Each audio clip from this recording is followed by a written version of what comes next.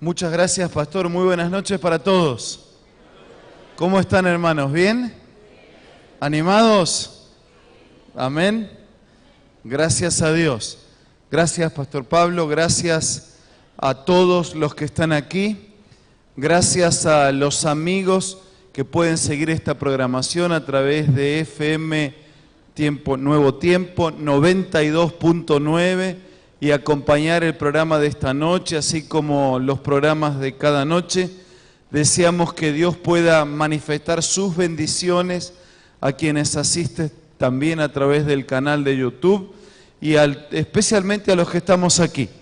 Que este sea un momento de refrigerio espiritual, donde fortalezcamos nuestra fe, renovamos nuestro compromiso y también afirmamos nuestra esperanza. ¿Cuántos de ustedes tienen la Biblia? ¿Puedo ver la Biblia arriba? No. ¿La Biblia? Muy bien. ¿Cuántos tienen la otra Biblia? A ver. Algunos tienen la otra Biblia. Abran en la Biblia, no en otro lugar, ¿está bien?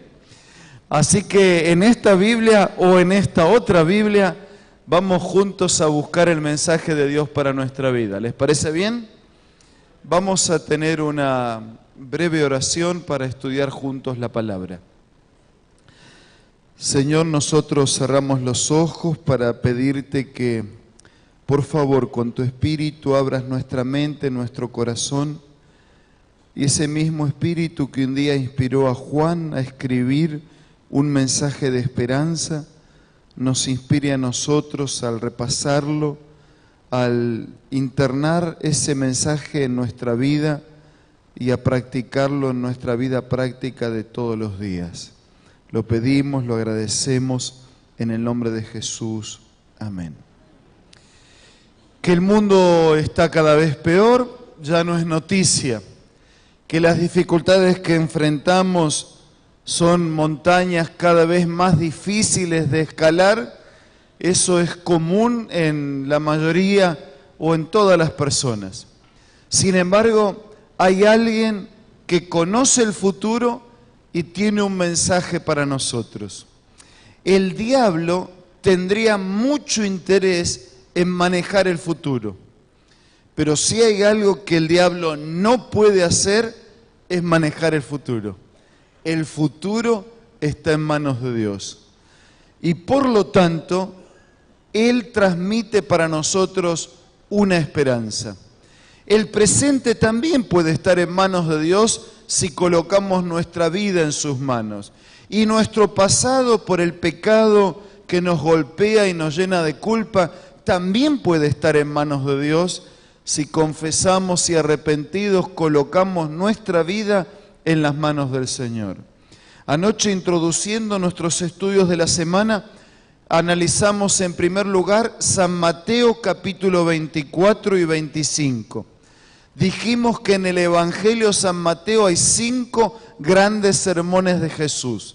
El sermón del monte, el sermón de envío a los 12 y a los 70 para cumplir la misión, el sermón que tiene que ver con las parábolas del reino, el sermón que tiene que ver con la iglesia y el último, que se lo conoce como el sermón escatológico, es decir, el sermón que no solo hablaba de los días de Jesús, sino que hablaba de los días últimos y finales de la historia, que está en San Mateo capítulo 24 y 25. Decíamos anoche también que el hombre, los discípulos en San Mateo capítulo 24 preguntaban: ¿qué señal habrá de tu venida y del fin del mundo? Si Dios va a intervenir, si Dios va a terminar con el pecado, si Dios va a resolver definitivamente con los males que hoy nos acosan, ¿cuáles serán las señales que indican ese tiempo final de la historia?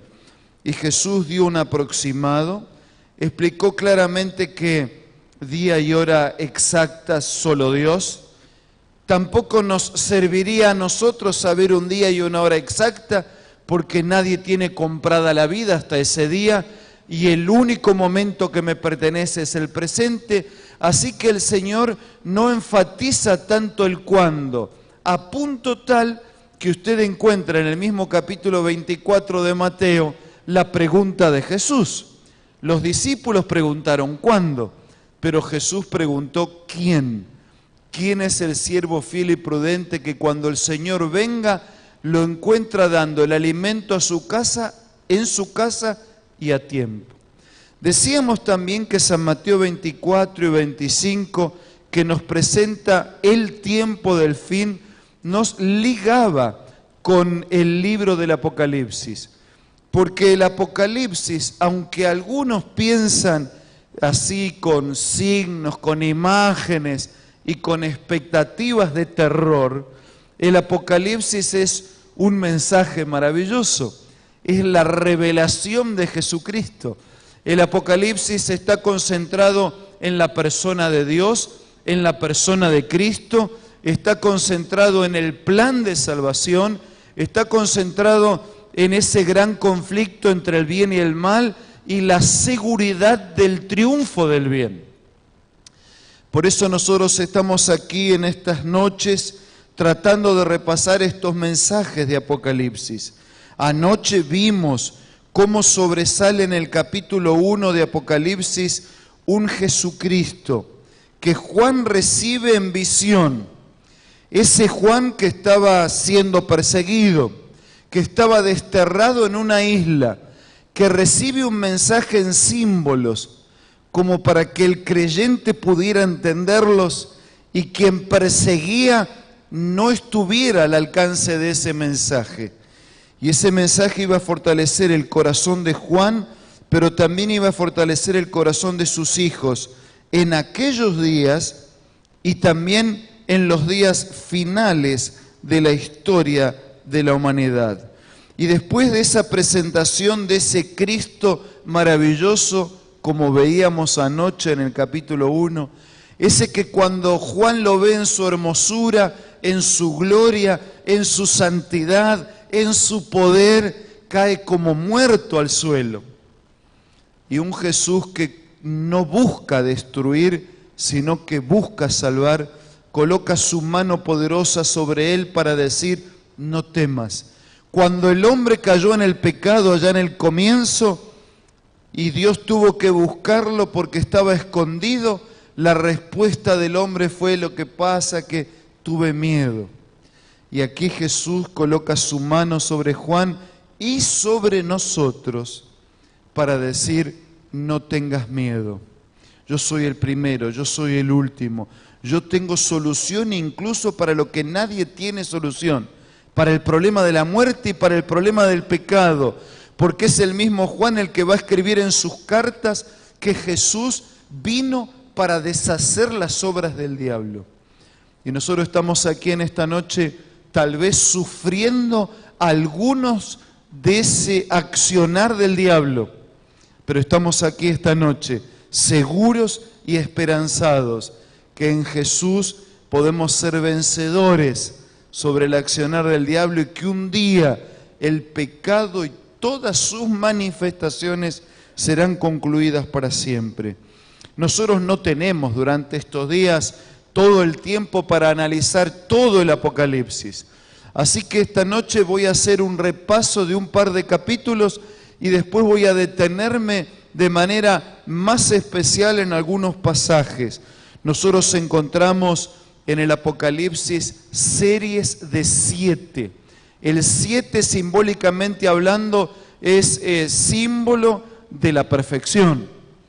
Y en esa serie de 7, como si fuese la ola del mar, viene una historia de esa serie de 7 y cubre esa ola hasta un determinado lugar. Después viene otra ola y cubre eso mismo y un poco más. Como que el Señor retoma lo que dijo y nos da más detalles. Entonces en el capítulo 2 y en el capítulo 3 de Apocalipsis nosotros nos encontramos con las 7 cartas, nos encontramos con las 7 iglesias geográficas de aquellos días, pero que al mismo tiempo iban a representar la historia de la iglesia, como si la historia de la iglesia fuese escrita en 7 tomos, desde que Jesús la estableció en su ministerio hasta que el Señor regrese. Y nosotros nos encontramos, por ejemplo, con Éfeso, esa iglesia desapasionada. Nos encontramos con Esmirna, esa iglesia perseguida. Nos encontramos con Pérgamo, esa iglesia tolerante. Nos encontramos con Tiatira, una iglesia transigente que comienza a negociar y a ceder las verdades bíblicas. Nos encontramos con la iglesia de Sardis, la iglesia del tiempo de Sardis, una iglesia muerta. Nos encontramos con la etapa de Filadelfia, una iglesia misionera, fraternal. Y nos encontramos con el último espacio de tiempo, la iglesia de la Odisea, en Apocalipsis capítulo 3, una iglesia arrogante. Esa iglesia de quien Jesús tuvo que decir, miren, no es así. Ojalá ustedes fuesen frío o caliente, pero son tibios. Y esa tibieza espiritual, esa falta de compromiso iba a llevar a ser rechazados por Dios. Pero como Dios no vino para rechazarnos, sino para salvarnos, también hay un mensaje de bendición, de salud, de oportunidades para la iglesia de la Odisea. Después comienza otra serie de siete. Pero antes de esa segunda serie de 7 en el Apocalipsis, que son los 7 sellos, después vamos a encontrar las 7 trompetas y después vamos a encontrar las plagas. Antes de eso, nosotros encontramos en el capítulo 4 una situación en el cielo y en el capítulo 5 una situación en la tierra. En el capítulo 4 de Apocalipsis hay un cuadro de adoración celestial. Hay una presencia de Dios, del Espíritu, una presencia de la divinidad y un cuadro de adoración. Por ejemplo, el versículo 8 del capítulo 4 de Apocalipsis, nosotros podemos leer lo siguiente, 4:8. Los 4 seres vivientes tenían cada uno 6 alas y alrededor y por dentro estaban llenos de ojos de día y de noche y sin cesar decían, Santo, Santo, Santo es el Señor, Dios Todopoderoso, el que era, el que es y el que ha de venir. Y para un hombre que está en prisión, que representa un pueblo que está siendo perseguido por la acción del imperio, nada más impactante que recordar la santidad y el poder de un Dios que sigue siendo soberano en el universo y que más allá de nuestra rebeldía, de nuestra indiferencia y de nuestro caminar alejado del Señor, Él va a intervenir para resolver definitivamente el problema del pecado. Y el versículo 9 dice, y cada vez que aquellos seres vivientes dan gloria, honra y acción de gracias al que está sentado en el trono, al que vive por los siglos de los siglos. Y el versículo 11 dice que cantaban, después de echar sus coronas delante del trono, Señor, digno eres de recibir la gloria, la honra y el poder, porque tú creaste todas las cosas y por tu voluntad existen y fueron creadas. Y nos encontramos así con un cuadro maravilloso de adoración, de reconocimiento del poder de Dios y de la acción creadora de Dios. Pero como yo les dije anoche, a mí me gustaría una Biblia de 4 capítulos. Génesis 1, Génesis 2, Apocalipsis 21 y Apocalipsis 22. Génesis 1 y 2, el primer comienzo. Todo era bueno y bueno en gran manera. Cuando Dios evalúa la creación, dice todo era bueno y bueno en gran manera. Apocalipsis 21 y 22 es el nuevo comienzo. Cuando el pecado haya sido extirpado para siempre y todas las demás cosas, todas las cosas sean hechas nuevas. Entre medio en la Biblia, que tiene 1183 capítulos, todos los otros capítulos está mezclado este gran conflicto y esta gran lucha cósmica y milenaria entre el bien y el mal. Entonces usted encuentra en el capítulo 4 un cuadro de adoración celestial reconociendo la grandeza, el poder, la dignidad de Dios. Y en el capítulo 5 aparece un problema. Dice, vi en la mano derecha del que estaba sentado en el trono un libro escrito, 5:1, por dentro y por fuera, sellado con 7 sellos. Vi un libro que estaba sellado. Los reyes colocaban allí su imprimatur, su sello, lo cual garantizaba el valor de ese mensaje. Pero al estar cerrado, aparece un problema en este capítulo. ¿Por qué?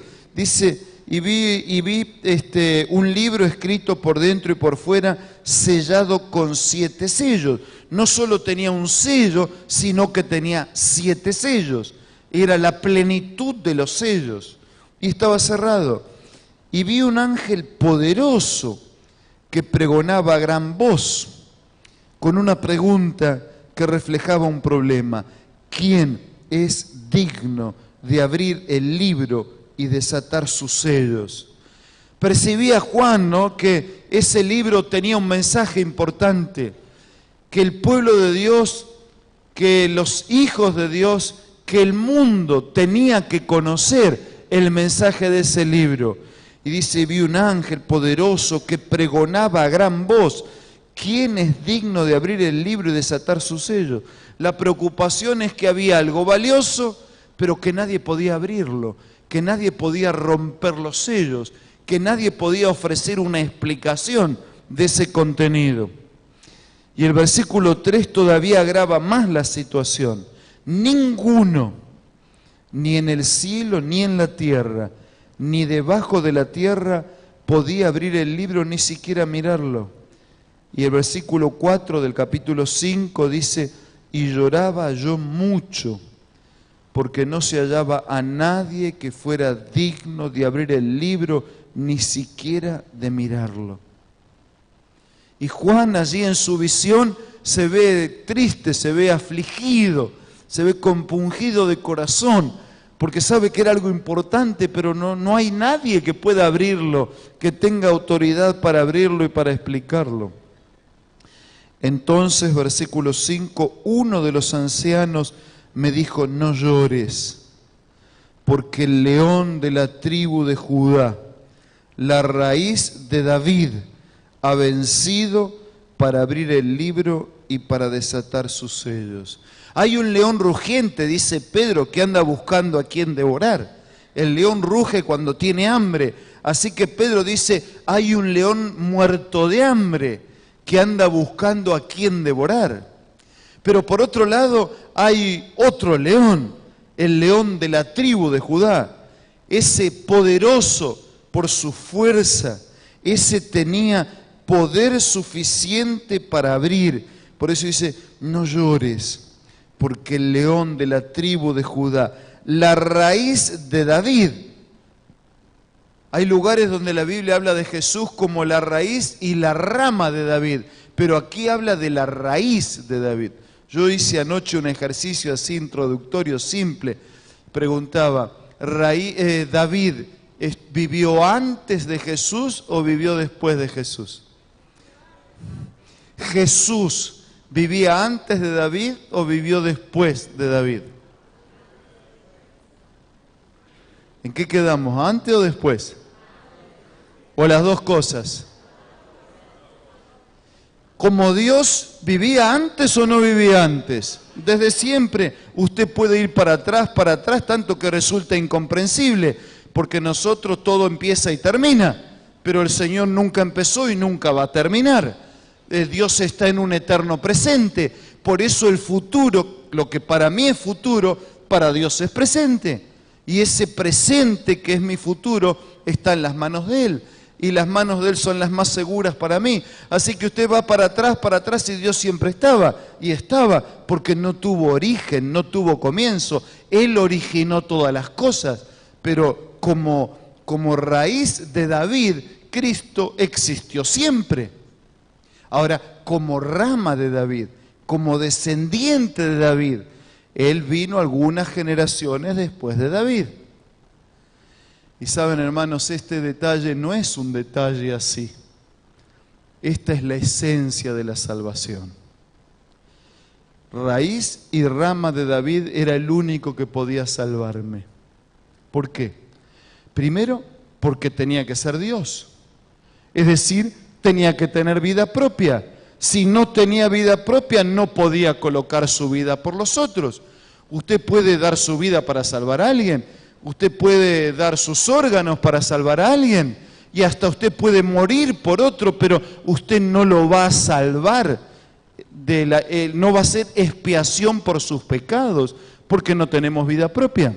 Jesús tenía vida propia porque era Dios. Pero segunda característica, no alcanza con tener vida propia como Dios. Para salvar al pecador, Jesús tenía que encarnarse en la miseria de la humanidad y vivir como hombre, pero vivir sin pecado. Y porque Él es Dios y porque Él fue hombre sin pecado, nos puede salvar. Amén. Por eso le dice: no llores, no llores. Parece que no hay ninguno, pero hay uno. Hay uno que tiene poder para abrir ese libro, para quebrar esos sellos, para explicar el futuro y para dejarnos un mensaje de esperanza. Y dice versículo 6, y yo miré en medio del trono y de los 4 seres vivientes, y en medio de los ancianos estaba en pie un cordero como ¿qué? Como inmolado, que tenía 7 cuernos, 7 ojos, los cuales son los 7 espíritus de Dios enviados por toda la tierra. Él vino, tomó el libro de la mano derecha del que estaba sentado en su trono.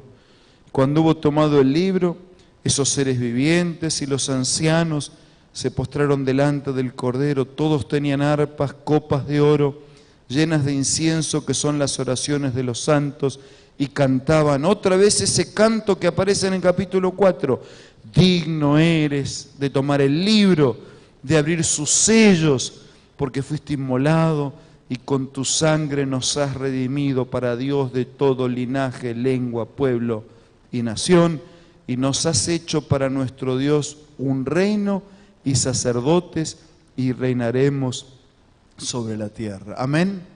Y aquí en el capítulo 5 hay una síntesis de todo lo que pasa en la Biblia, esa lucha entre el bien y el mal, el pecado que parece que triunfa, un siervo de Dios como es Juan que llora porque no tiene solución, porque la crisis no tiene solución. Y un ángel que aparece, así como apareció en el capítulo 1, para poner su mano y decir: no llores, no llores. Hay uno que puede abrir ese libro. Tal vez esta noche haya aquí, sentado en estas bancas, en estos bancos. Tal vez esta noche haya alguien allá donde estás, escuchando desde una radio o asistiendo desde el canal de YouTube de la iglesia de Palermo. Tal vez, tu vida está tan encasillada en una calle sin salida que estamos necesitando que alguien poderoso, Dios hecho hombre, ponga su mano sobre nosotros y nos diga: no llores, no llores. Tu problema tiene solución. Tu crisis tiene solución. Dice: pastor, pero yo estoy con este problema, el otro, esta necesidad de trabajo, la economía, estamos buscando un chico que desapareció. No llores. El que tiene poder para abrir y explicar estos libros es el que tiene poder para desentrañar todo el futuro y para resolver definitivamente nuestros problemas. Por eso el resto del capítulo es un canto de alabanza. El versículo 12 dice: el Cordero que fue inmolado es digno de tomar el poder, las riquezas, la sabiduría, la fortaleza, la honra, la gloria. Versículo 13: y a todo lo creado que está en el cielo, sobre la tierra, debajo de la tierra, en el mar, y a todas las cosas que hay en ellos, oí decir: al que está sentado en el trono y al Cordero, sea la alabanza, la honra, la gloria y el poder por los siglos de los siglos. Amén. Amén. Yo no sé cómo usted vino a la iglesia esta noche. Yo no sé cómo usted está donde esté, pero puedo decir a todos que ninguno de nosotros necesita seguir como estamos. Todos nosotros podemos ser alcanzados por este maravilloso mensaje de esperanza. Aquí no se trata simplemente de alguien que tiene una llave para abrir un cofre. Aquí no se trata simplemente de alguien que tiene una llave para abrir un candado. Aquí se trata del Dios encarnado en la humanidad que tiene las llaves para resolver definitivamente el problema del pecado con todas sus consecuencias.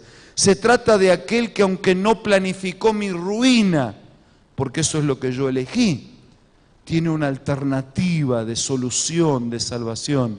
Se trata del único que puede hacer la diferencia en mi vida.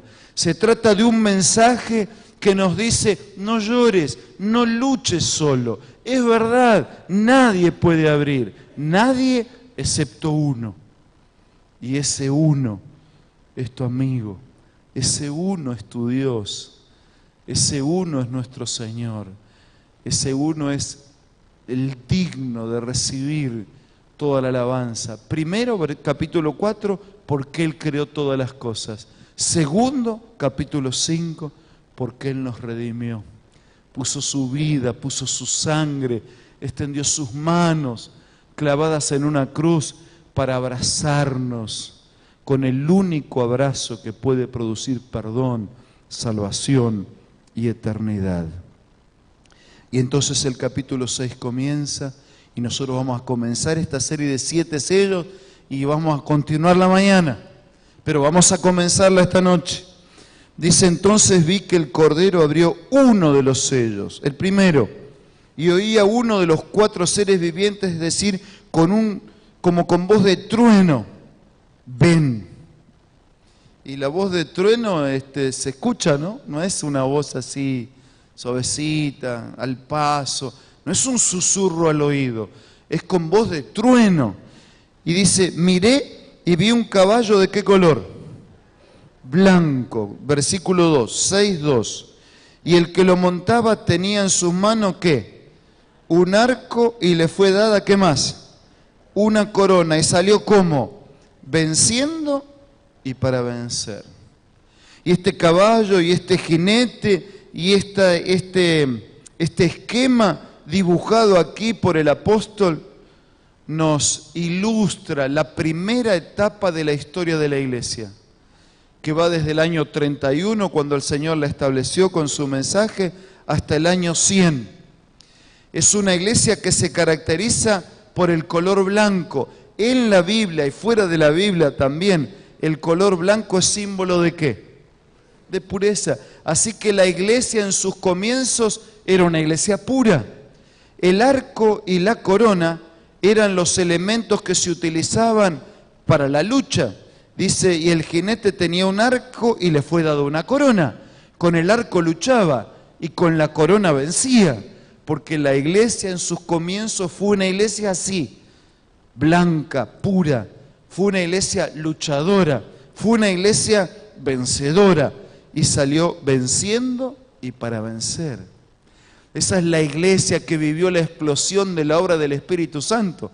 Esa es la iglesia que escribió los capítulos de Hechos de los Apóstoles, que continúan al trabajo de los evangelios y que nos ilustran una iglesia poderosa, una iglesia que mantiene la verdad, una iglesia que entrega con fidelidad sus dones para mantener en alto el mensaje que ha recibido. Y algunos apóstoles pasaron por la cárcel y otros pasaron por otras dificultades, pero la iglesia en sus comienzos fue eso, una iglesia pura, una iglesia luchadora, una iglesia vencedora. Pero llegamos al año 100 y las cosas comienzan a cambiar y cambian de color. Segundo caballo, versículo 3. cuando abrió el segundo sello, el segundo ser viviente, el jinete, decía: ven, salió otro caballo, ¿de qué color? Versículo 4, ¿de qué color? Rojo. Al que lo montaba le fue dado poder, ¿para qué? Para quitar la paz de la tierra y hacer que se mataran unos a otros, y se le dio una espada muy grande. Allí por el año 100 las cosas comenzaron a complicarse para la iglesia. Con Domiciano y otros comenzaron grandes persecuciones contra la iglesia.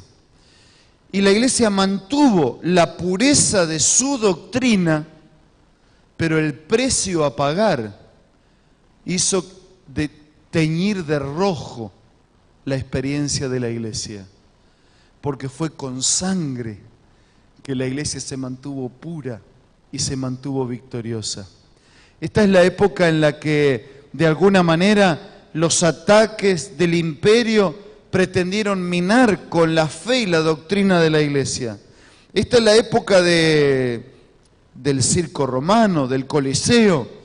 Esta es la época de las catacumbas. Esta es la época de las cárceles mamertinas. Esta es la época en donde los leones despedazaban cristianos.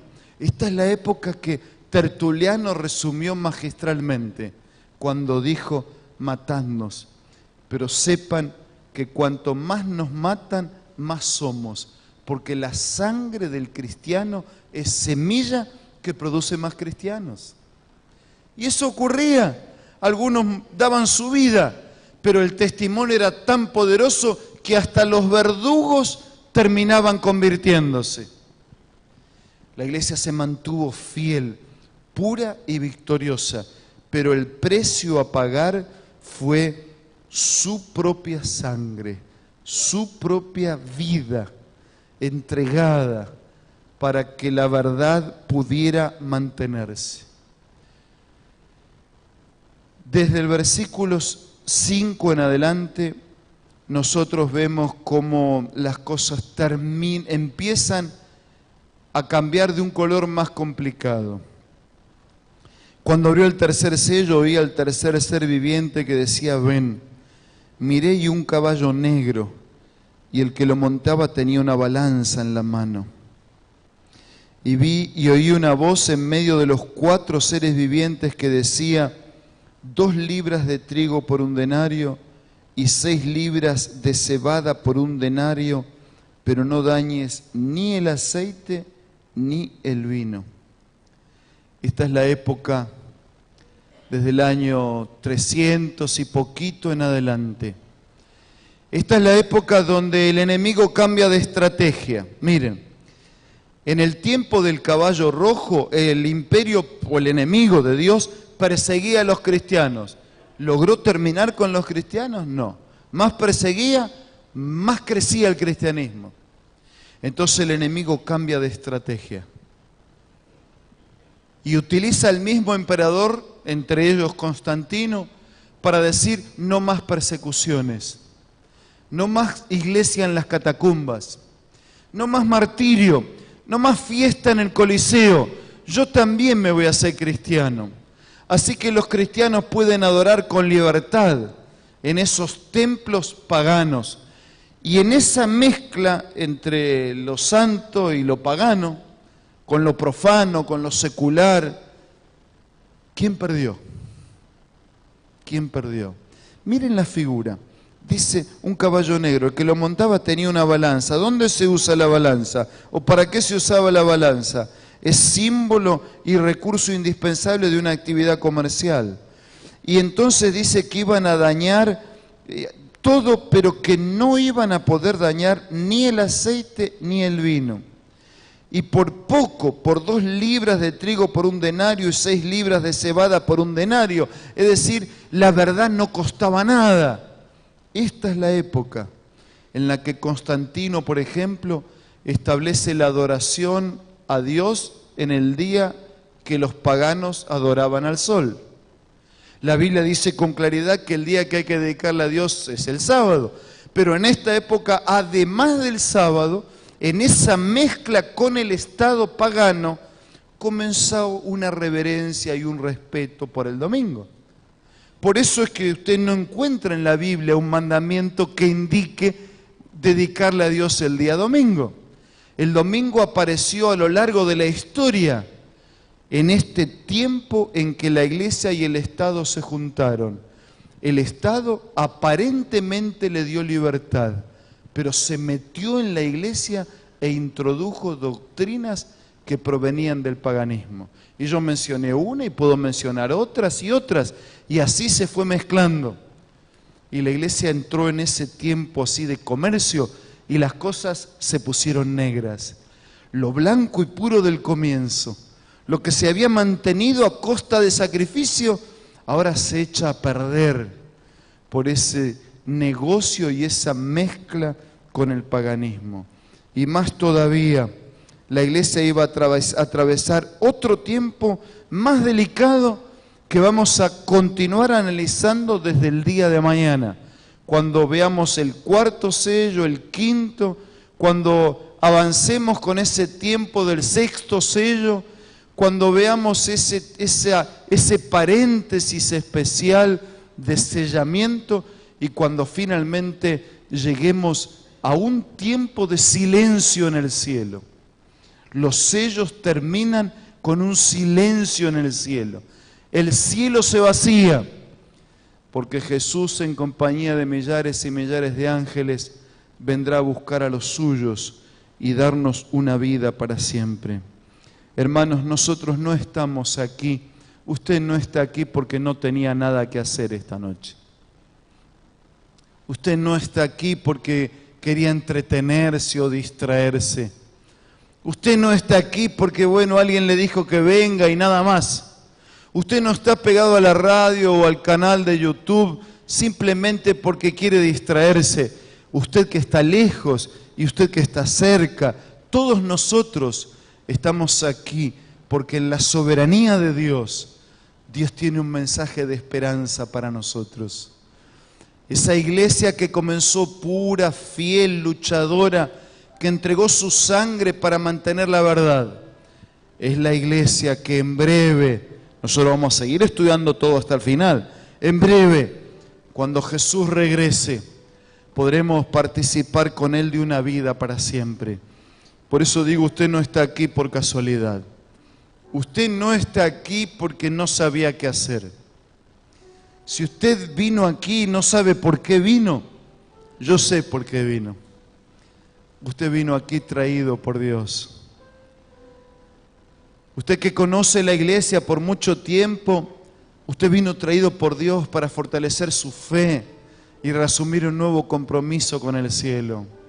Usted que tal vez está comenzando a estudiar la Biblia, a acercarse a Dios y ver estas cosas de Dios y repasar estas profecías que fue escrito allá en el comienzo por el año 60 de la era cristiana y que con claridad meridiana llega hasta nuestros días y más todavía para mostrarnos que el futuro será diferente.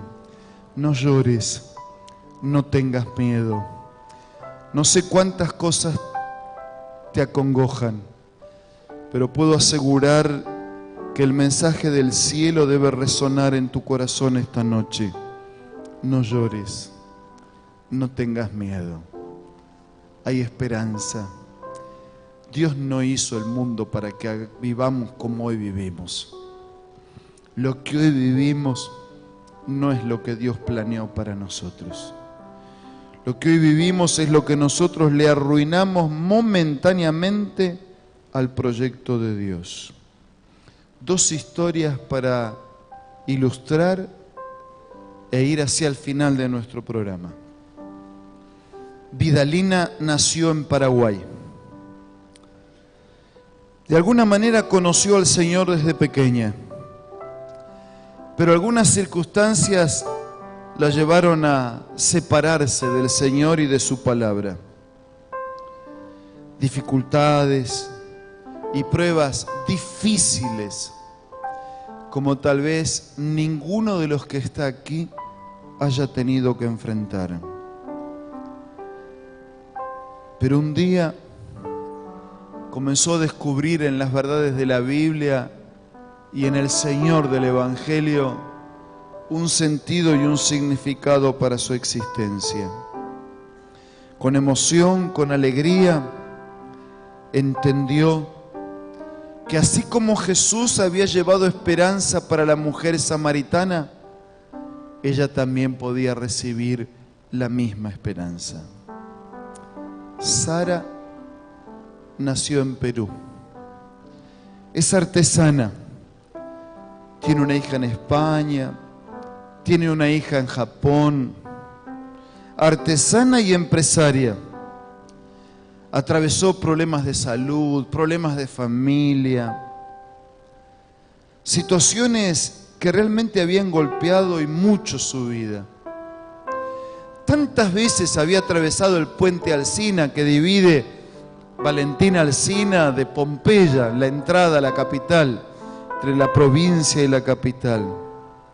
Tantas veces había pasado enfrente de ese lugar que como centro de influencia en Avenida Sáenz ofrecía un servicio social y espiritual para la comunidad. Hasta que un día no solo dejó ser asistida socialmente, sino también espiritualmente. Comenzó a estudiar la Biblia y cada mensaje de la Biblia llenaba de fe y de esperanza su corazón. Entendió las verdades de la Biblia y una a una, sin discusión, sin excusas y sin demora, fue recibiéndolas en el corazón y practicándolas en la vida. Así como aquella iglesia en sus comienzos, así como la iglesia debe ser hoy al cerrar esta historia, con fidelidad para vivir el mensaje de Dios. Es por eso que tanto Vidalina como Sara entrarán en este momento a estas aguas del bautismo. Pero no entrarán solas.